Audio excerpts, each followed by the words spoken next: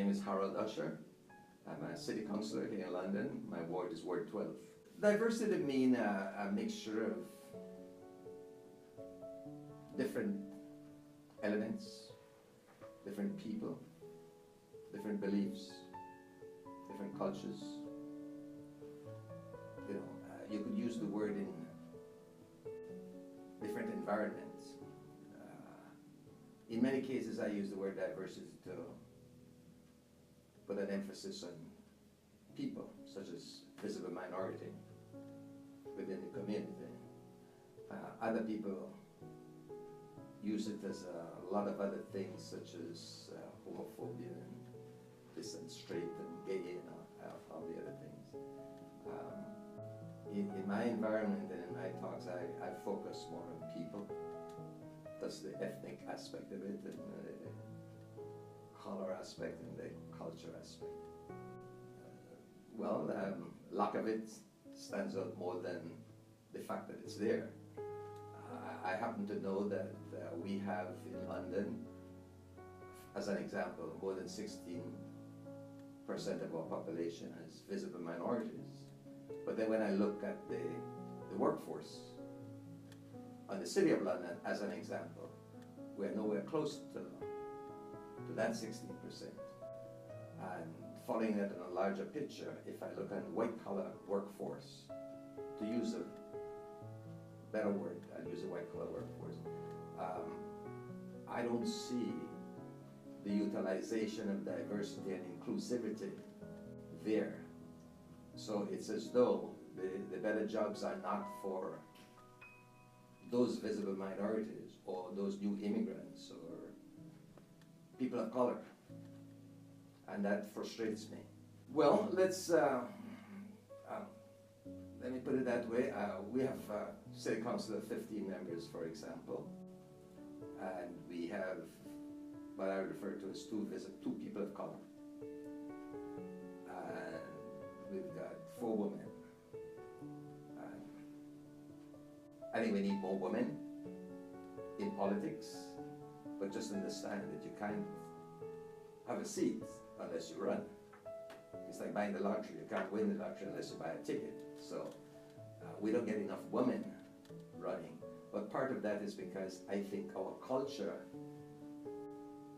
does not necessarily accommodate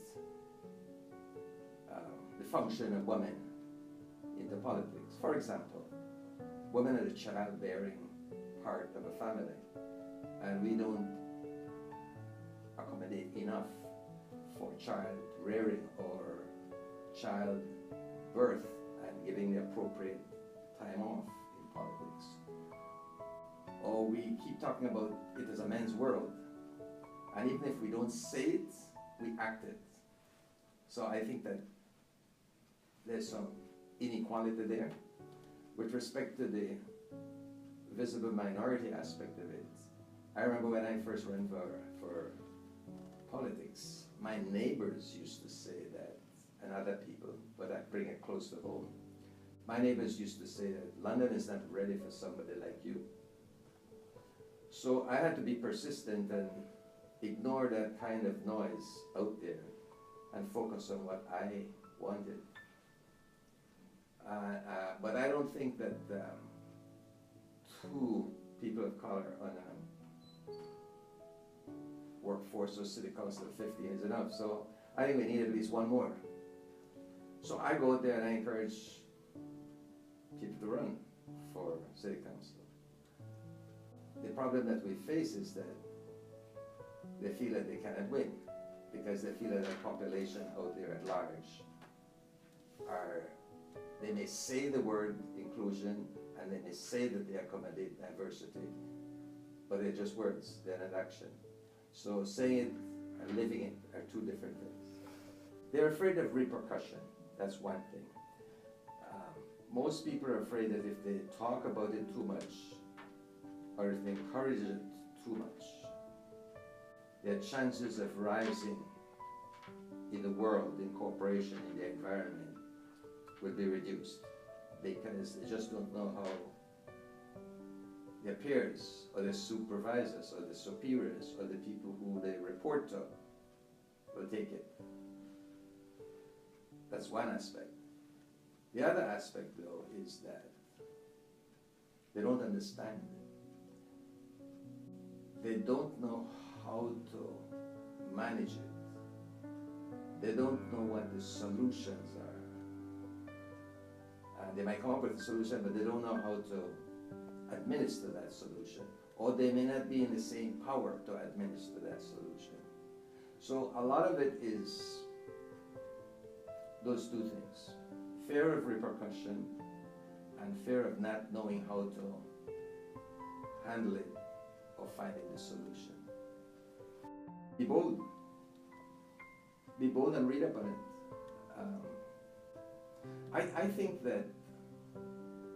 I think there are some people out there who only look at certain aspects of diversity and they don't pay attention to the others. I'll give you an example. We have an organization that used to be called Race Relations Advisory Committee. We changed the name some years ago to Race Relations and Diversity Advisory Committee. Okay, that's fine. They add the word diversity. Now they removed the word race relations and they added inclusivity and anti-oppression. I think anti-oppression is a really bad word to be used for something that should be positive. Anti-oppression to me is very negative. So it's the wrong word. But more so than that is that they feel that the word race relations is misplaced. It's an old-fashioned word, that people don't use it anymore. Yes, all around us, there are occurrences of racism. So if there are occurrences of racism happening among our population, to individuals in our society, I don't see how the word race relations could be outdated. So I think it's an excuse to not talk about race relations, to not talk about that aspect of diversity. And if you can't solve the racial and the ethnic and the cultural aspect of diversity and make it all inclusive, I don't think you could work on anything else. I don't think anything else will be successful because we will always have that prejudice. And the bottom line is prejudice. The bottom line is we're all prejudiced in one way or another. You will see somebody in the street falling asleep, looking homeless, and we shall snare against them or walk away from them when we should be going towards them and waking them up and dropping a coin for them or giving something for food. But without we know it, that's a little bit of prejudice. Or we may see a new immigrant come and they can't speak English properly. So we ignore them. There's a certain amount of prejudice. So we need to be able to accommodate all those things and live among them and help each other, because the one thing we have in common from my perspective is that we're human beings. And by human beings I mean that we have flesh and blood and bones. That's what I mean, and everything else.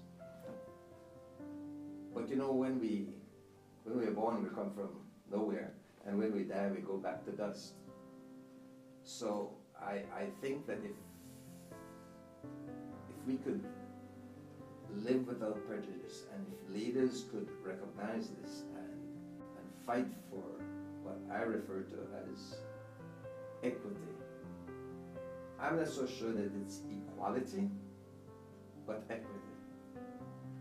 I'm not so sure how I could explain that equity, but it's a little bit more and different than equality. Because whether you like it or not, you and I are not equal, but we should be treated equal. So maybe the equity that I'm talking about is a treatment of being equal.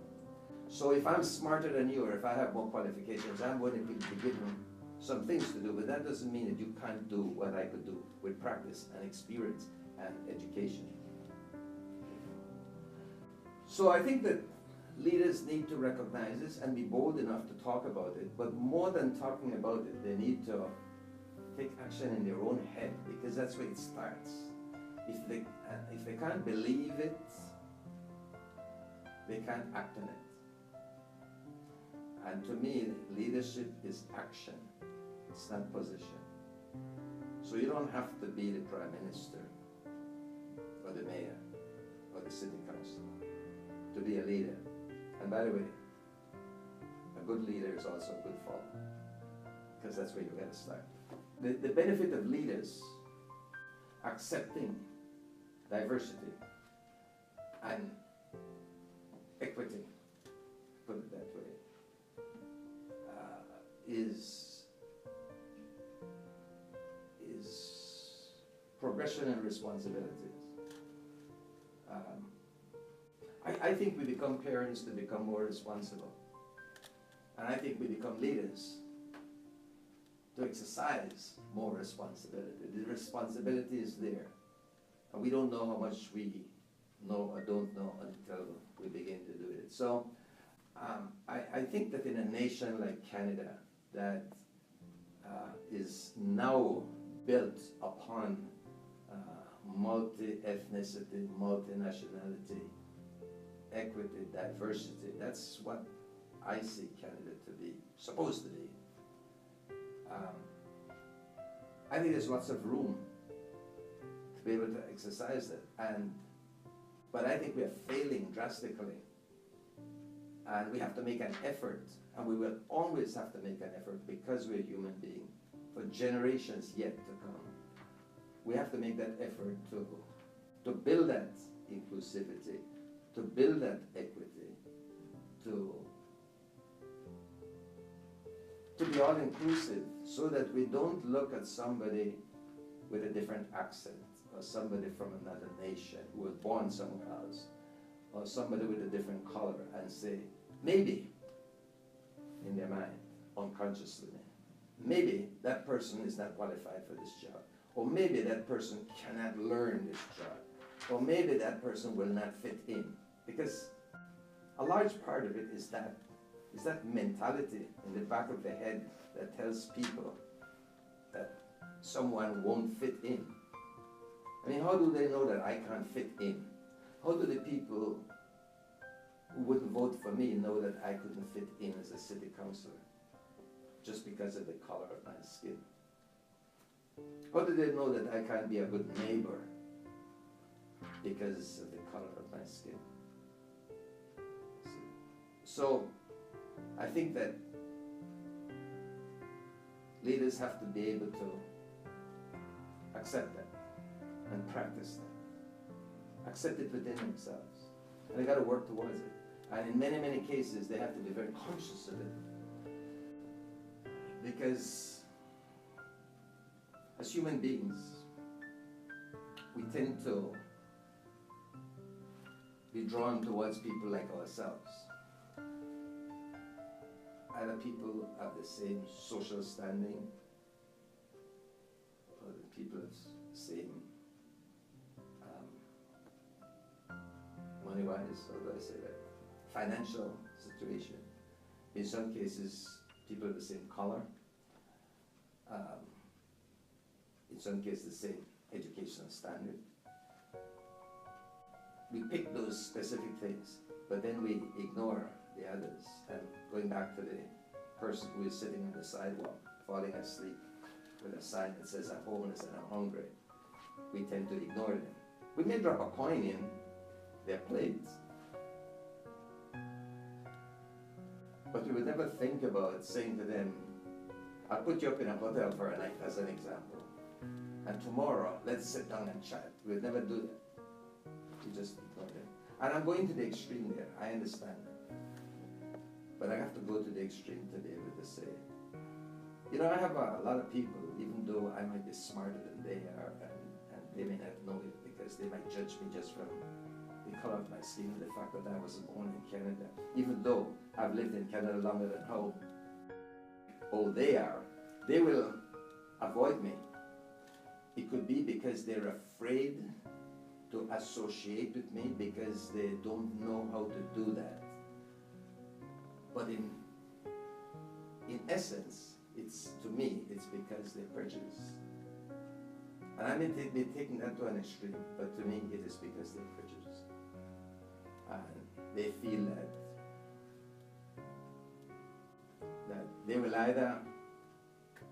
they're either superior or they feel inferior. And believe me, it could be the other way around too.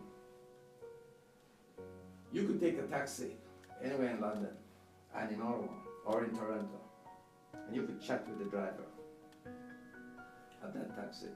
And I bet you more than 50% of the time, you're going to find a taxi driver who is highly qualified, highly educated from another country. But they probably came here at an age where they have to re-qualify, and that's too much trouble because maybe they came with their family and their children. And for them to re-qualify means that they got to ignore their children. So the best thing for them to do is to just drive a taxi, make some money, and put their children through the school. Because they come here because, in many cases, the ones that I talk to, they come here because they want to provide a better life for their children. But somebody will look at that same taxi driver and snub them. Whereas if they talk to that taxi driver, they may learn a whole lot.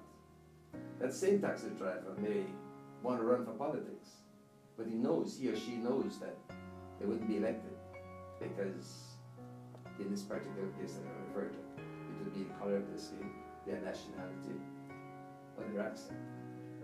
So I don't know if that answers the question that you just asked me, but all I could say is that leaders need to be able to identify a little bit more diversity, become inclusive, and learn to accept human beings as they are, and don't be reluctant to associate with others, regardless of where they come from, what kind of accent they have, and so on. Advice for emerging leaders. Well, my advice to them would be to network, associate with people, treat people as human beings, and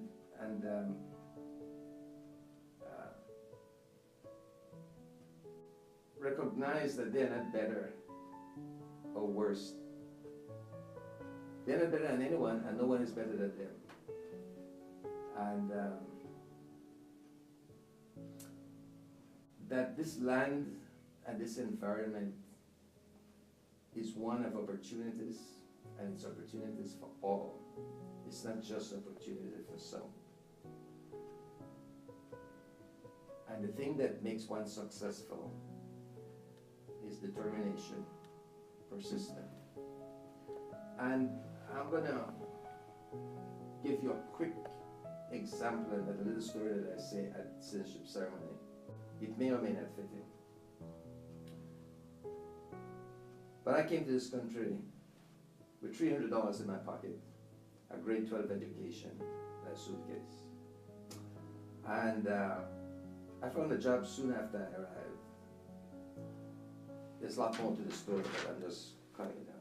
Found a job soon after I arrived, and I started looking around for opportunities, for other opportunities other than my job. Didn't know what opportunities I'm looking for. And some opportunities I was neglected, I was pushed out. But one of the opportunities that I recognized is that I could go to school at nights and upgrade my education.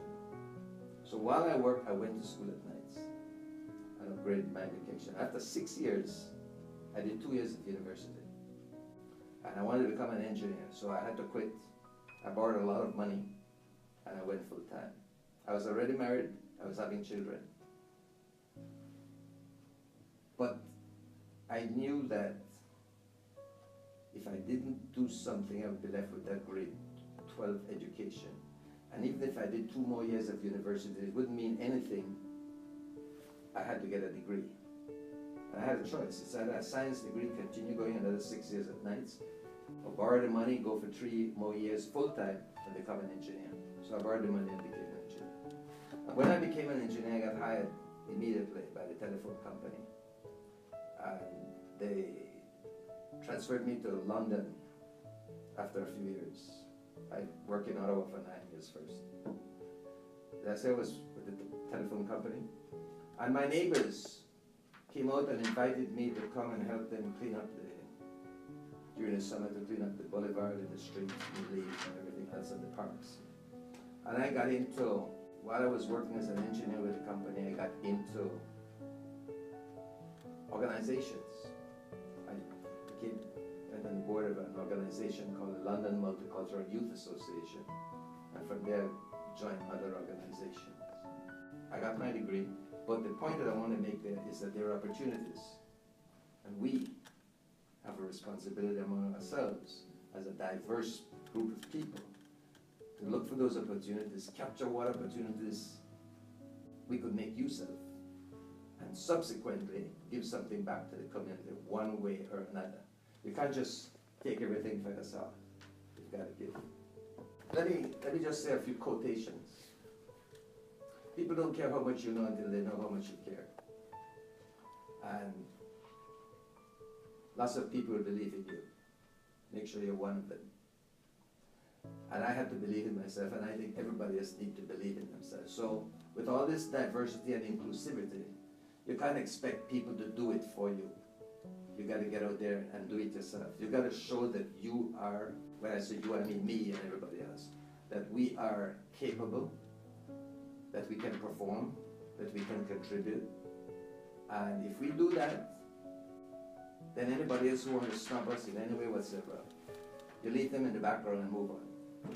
So we have a responsibility, despite the people who are going to be prejudiced against us. We as individuals have a responsibility to look after ourselves and move on.